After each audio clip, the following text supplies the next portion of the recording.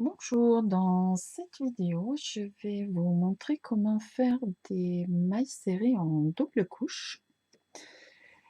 Et je vais commencer en faisant un premier rang, comme pour tout travail en mailles serrées en rang. Donc je vais faire un petit échantillon de 10 mailles. Donc d'abord, je crochette 11 mailles en l'air.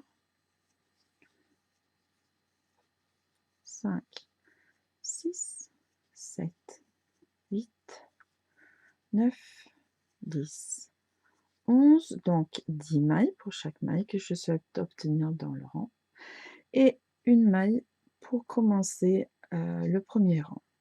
Donc je vais faire ma première maille serrée dans la deuxième maille en l'air à partir du crochet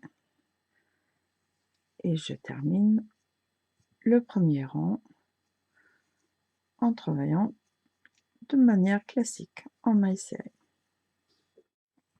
J'ai terminé mon rang et là j'ai bien 10 mailles serrées, 3, 5, 8, 10. Donc maintenant, je ne vais pas tourner comme je le fais d'habitude. Je vais faire une maille en l'air et je vais en quelque sorte pivoter mon travail sur le côté. Parce que maintenant, je vais travailler dans les brins de ce côté, on va dire côté intérieur en quelque sorte, les mailles serrées que je viens de faire, dans le rang que je viens de faire. Et là, pour mon premier rang en double couche, ici dans les brins laissés libres dans la chaînette de départ. Donc j'insère mon crochet sous le brin de la dernière maille serrée et sous le brin laissé libre de la chaînette au pied de cette même maille.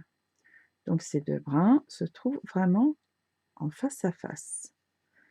Je fais un jeté et je ramène mon fil à travers les deux brins où j'ai piqué mon crochet. Je fais un jeté et je termine ma maille serrée normalement. Donc ici maintenant, on a commencé à créer la double couche et ça va être un peu difficile de voir exactement où piquer. Donc j'ai 10 mailles, j'ai fait une, donc il doit m'en rester 9. Donc je compte depuis le début, 1, 2, 3, 4, 5, 6, 7, 8, 9. Donc je vais bien piquer sous le brin de cette maille-là et si j'ai besoin, je peux aussi compter les brins de la chaînette. Oups, donc celle-ci, elle est un peu reloutée, mais c'est bien 1, 2, 3, 4, 5, 6, 7, 8, 9. C'est là. C'est ça qui est un peu difficile au début de rang, il ne faut pas décaler. Donc je suis passée dans les deux brins, je cherche mon fil, je ramène à travers les deux et je termine ma maille serrée. Ensuite, ça devient un petit peu plus facile. Je tourne un petit peu plus encore. Là, j'ai le brin de ma maille et le brin resté libre dans la chaînette. Ils sont bien en face et je fais ma maille serrée. Donc maintenant, le rang que j'avais fait auparavant est les têtes en bas. Hein.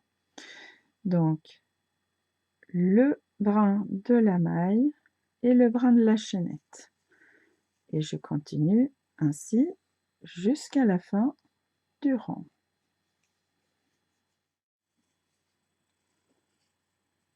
Donc j'arrive à la fin du rang et je vérifie que j'ai bien toujours 3, 5, 8, 10 mailles. Donc ça, c'est le premier rang. On a piqué dans les mailles les brins laissés libres de la chaînette. Et maintenant, tous les rangs vont se faire comme celui que je vais montrer maintenant.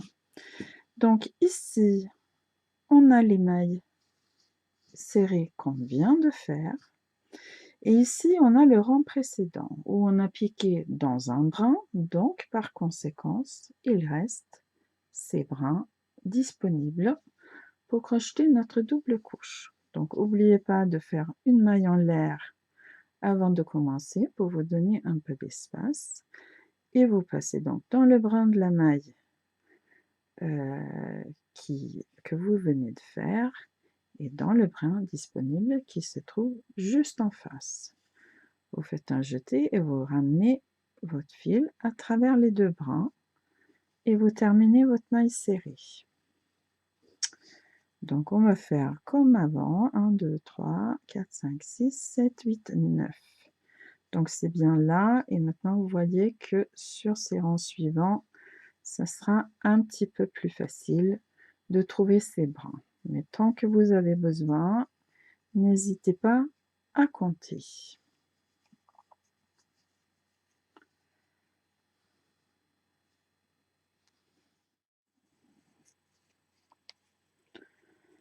Donc j'arrive de nouveau en fin de rang, je vérifie que j'ai bien mes 10 mailles. 1, 2, 3, 4, 5, 8, 10. Et juste pour voir comment ça se présente sur les rangs suivants. Donc exactement la même opération. J'ai les mailles que je viens de faire. J'ai les brins laissés libres dans le rang précédent. Je fais ma maille en l'air.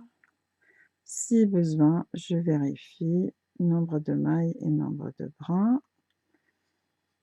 Et je pique d'abord dans la maille que je viens de faire et ensuite dans le brin laissé libre. Je ramène mon fil et je fais ma maille serrée. Et je continue jusqu'à la fin de rang et pour autant de rangs que je souhaite. Donc, admettons que j'arrive à la fin de mon travail et que je souhaite finir le bord supérieur. Donc, on va faire ça tout simplement en travaillant en maille coulée de la même manière comme on l'a fait pour les mailles serrées dans les rangs précédents. Donc, on passe notre crochet dans la maille qu'on vient de faire, dans le brin laissé libre en dessous. Et là, cette fois-ci, pour faire notre maille coulée, on passe notre fil à travers le tout. Et on continue à fermer notre dernier rang à l'aide de mailles coulées. Voilà, donc ça nous donne une finition bien propre, un petit peu resserrée là. J'aurais dû faire mes mailles coulées un peu plus lâches. Et donc ici, nous avons une double couche de mailles serrées. Donc on voit effectivement sur chaque rang, en fait, le dos de la maille. Les devants des mailles sont à l'intérieur. Donc là, vous avez quelque chose de bien stable et très isolant. Donc si vous utilisez ça, par exemple, dans une matière naturelle comme la laine ou le coton, vous pouvez utiliser ce point pour faire des maniques ou peut-être même des dessous de plat ou autre chose qui a besoin d'isoler. Si ce tutoriel vous a intéressé, je vous propose de vous abonner à ma chaîne en cliquant sur le lien d'abonnement en dessous. Et si vous souhaitez être notifié à chaque fois qu'il y a une nouvelle vidéo en ligne, vous pouvez aussi cliquer la petite cloche. Et dans tous les cas de figure, si ça vous a plu, n'hésitez pas à mettre un petit pouce vers le haut en dessous. Comme ça, cela va aider les autres personnes à trouver mes vidéos. Je vous remercie. Au revoir.